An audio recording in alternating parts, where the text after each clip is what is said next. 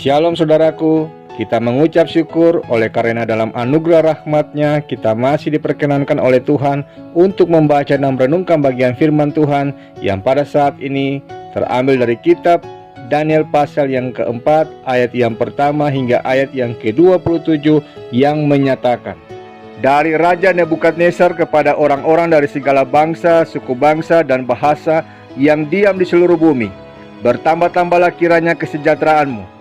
Aku berkenan memaklumkan tanda-tanda dan mujizat-mujizat yang telah dilakukan Allah yang Maha Tinggi kepadaku. Betapa besarnya tanda-tandanya dan betapa hebatnya mujizat-mujizatnya. Kerajaannya adalah kerajaan yang kekal dan pemerintahannya turun-temurun. Aku, Nebukadnezar, diam dalam rumahku dengan tenang dan hidup dengan senang dalam istanaku. Lalu aku mendapat mimpi yang mengejutkan aku, dan hayalanku di tempat tidurku serta penglihatan yang kulihat menggelisahkan aku. Maka aku mengeluarkan titah bahwa semua orang bijaksana di Babel harus dibawa menghadap aku, supaya mereka memberitahukan kepadaku makna mimpi itu. Kemudian orang-orang berilmu, ahli jampi, para kasdim, dan ahli nujum datang menghadap, dan aku menceritakan kepada mereka mimpi itu. Tetapi mereka tidak dapat memberitahukan maknanya kepadaku.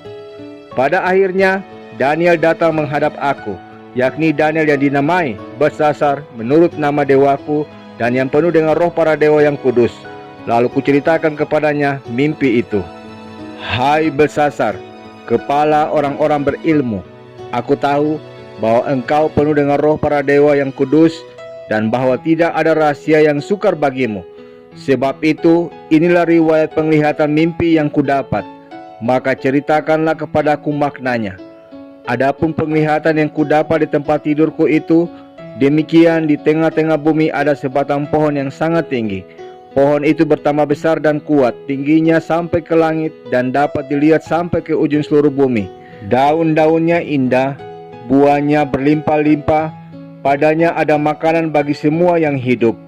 Di bawahnya binatang-binatang di padang mencari tempat bernaung, dan di dahan-dahannya bersarang burung-burung di udara, dan segala makhluk mendapat makanan daripadanya. Kemudian dalam penglihatan yang kudapat di tempat tidurku itu, tampak seorang penjaga, seorang kudus turun dari langit. Ia berseru dengan nyaring. Demikian katanya, tebanglah pohon itu dan potonglah dahan-dahannya, gugurkanlah daun-daunnya, dan hamburkanlah buah-buahnya. Biarlah binatang-binatang lari dari bawahnya dan burung-burung dari dahan-dahannya.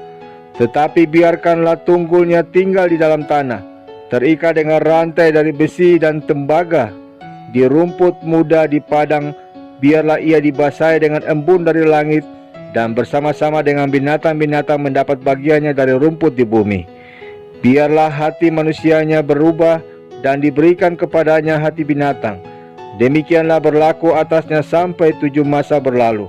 Titah ini adalah menurut putusan para penjaga, dan hal ini menurut perkataan orang-orang kudus, supaya orang-orang yang hidup tahu bahwa Yang Maha Tinggi berkuasa atas kerajaan manusia dan memberikannya kepada siapa yang dikehendakinya. Bahkan orang yang paling kecil sekalipun dapat diangkatnya untuk kedudukan itu. Itulah mimpi yang telah kudapat. Aku, Raja Nebukadnezar. Sekarang engkau, Beltsasar, katakanlah kepadaku maknanya. Sebab semua orang bijaksana dari kerajaanku tidak dapat memberitahukan maknanya kepadaku. Tetapi engkaulah yang sanggup, karena engkau penuh dengan roh para dewa yang kudus. Lalu berdirilah Daniel yang namanya Beltsasar, tercengang beberapa saat. Pikiran-pikirannya menggelisahkan dia. Berkatalah Raja, Beltsasar, janganlah mimpi dan maknanya itu menggelisahkan engkau. Beltsasar menjawab, Tuanku, biarlah mimpi itu tertimpa atas musuh tuanku dan maknanya atas seteru tuanku. Pohon yang tuanku lihat itu, yang bertambah besar dan kuat, yang tingginya sampai ke langit dan yang terlihat sampai ke seluruh bumi, yang daun-daunnya indah dan buahnya berlimpah-limpah, dan padanya ada makanan bagi semua yang hidup, yang di bawahnya ada binatang-binatang di padang, dan di dahan-dahannya bersarang burung-burung di udara. Tuankulah itu, ya Raja, Tuanku yang telah bertambah besar dan kuat, yang kebesarannya bertambah sampai ke langit, dan yang kekuasaannya sampai ke ujung bumi. Tentang yang tuanku raja lihat, yakni seorang penjaga, seorang kudus yang turun dari langit, sambil berkata, "Tebanglah pohon ini, dan binasakanlah dia, tetapi biarkanlah tunggulnya ada di dalam tanah, terikat dengan rantai dari besi dan tembaga, di rumput muda di padang, dan biarlah ia dibasahi dengan embun dari langit, dan mendapat bagiannya bersama-sama dengan binatang-binatang di padang, hingga sudah berlaku yang demikian atasnya sampai 7 masa berlalu. Inilah maknanya, ya Raja, dan inilah putusan yang maha tinggi mengenai Tuanku Raja. Tuanku akan dihalau dari antara manusia, dan tempat tinggal Tuanku akan ada di antara binatang-binatang di padang. Kepada Tuanku akan diberikan makanan rumput seperti kepada lembu, dan Tuanku akan dibasahi dengan embun dari langit, dan demikianlah akan berlaku atas Tuanku sampai 7 masa berlalu, hingga Tuanku mengakui bahwa yang maha tinggi berkuasa atas kerajaan manusia, dan memberikannya kepada siapa yang dikehendakinya. Yang dikatakan tentang membiarkan tunggul pohon itu berarti kerajaan Tuanku akan kembali Tuanku pegang segera sesudah Tuanku mengakui bahwa sorgalah yang mempunyai kekuasaan. Jadi, ya Raja, biarlah nasihatku berkenan pada hati Tuanku. Lepaskanlah diri Tuanku daripada dosa dengan melakukan keadilan, dan daripada kesalahan dengan menunjukkan belas kasihan terhadap orang yang tertindas. Dengan demikian, kebahagiaan Tuanku akan dilanjutkan. Demikianlah sabda Tuhan." Saudaraku, jujur adalah hal yang paling sulit. Lebih mudah berbohong untuk membahagiakan orang lain daripada harus berkata jujur. Namun sekalipun sulit, setiap orang beriman mestilah mengatakan kebenaran dengan jujur yang sesungguhnya. Itulah prinsip yang dilakukan oleh Daniel di hadapan Nebukadnezar. Melalui hikmat yang diterimanya, Daniel mengartikan mimpi Nebukadnezar tanpa ditutup-tutupi lagi. Secara tidak langsung itu merupakan kritik terhadap Nebukadnezar yang meninggikan diri. Namun tak hanya menunjukkan apa yang keliru, Daniel juga memberikan nasihat atau solusi kepada Nebukadnezar seperti dinyatakan di ayat yang ke-27. Jika melihat situasi di saat ini, di era demokrasi, ketika setiap orang haknya dijamin undang-undang dalam menyampaikan pendapat termasuk di dalamnya dalam mengatakan kritikan secara terbuka, dampaknya berbagai media dijadikan sarana untuk menyalurkan kritikan kepada pemerintah, dari yang halus sampai yang pedas, dan dari yang etis sampai yang tidak memperhatikan kaidah norma etis moral yang berlaku di tengah masyarakat. Dalil yang sering dipakai ialah media sebagai alat kontrol sosial. Kritik itu baik sejauh didasari dengan motivasi, niat dan tujuan yang baik dan benar pula. Namun sangat ironis, umumnya banyak orang yang kebablasan dalam mengatakan kritikannya. Mereka hanya berhenti pada tahap menunjukkan apa yang salah saja. Mereka yang memberi diri untuk mencari solusi atas setiap persoalan atau masalah yang dihadapi sangatlah minim. Hanya segelintir orang saja. Bahasa trendinya dikenal dengan istilah problem solver. Hal seperti itu dalam realitas keseharian kehidupan kita kerap terjadi, di mana dunia kita berlimpah dengan kritikan namun minim solusi.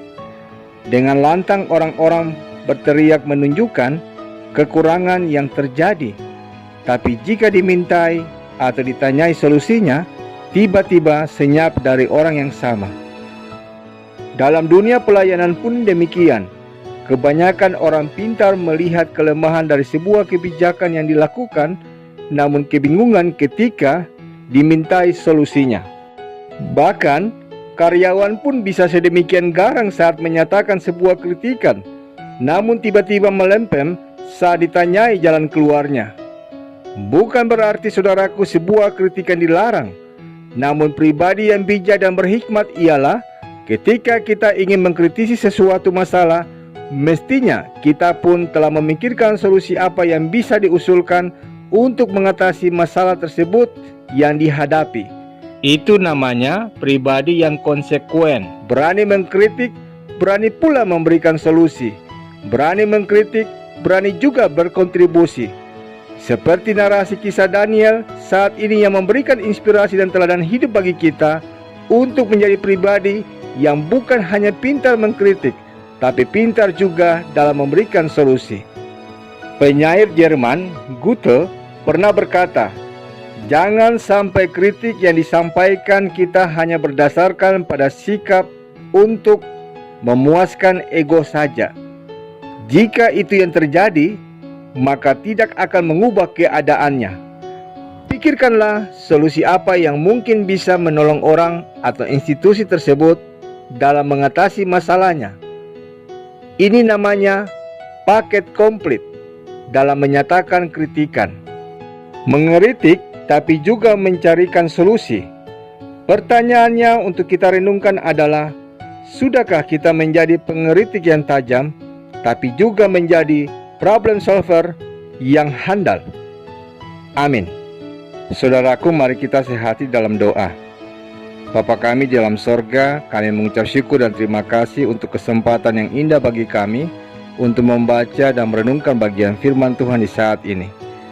Kami memohon hikmat Allah agar kami dapat menjadi pribadi yang bijaksana, yang tidak hanya pandai menyatakan sebuah kritikan, tapi juga pandai dalam mencari dan menyatakan sebuah solusi serta mau memberi diri untuk berkontribusi di dalamnya, sehingga kehidupan kami senantiasa boleh menjadi berkat bagi sesama dan nama Tuhan boleh dimuliakan.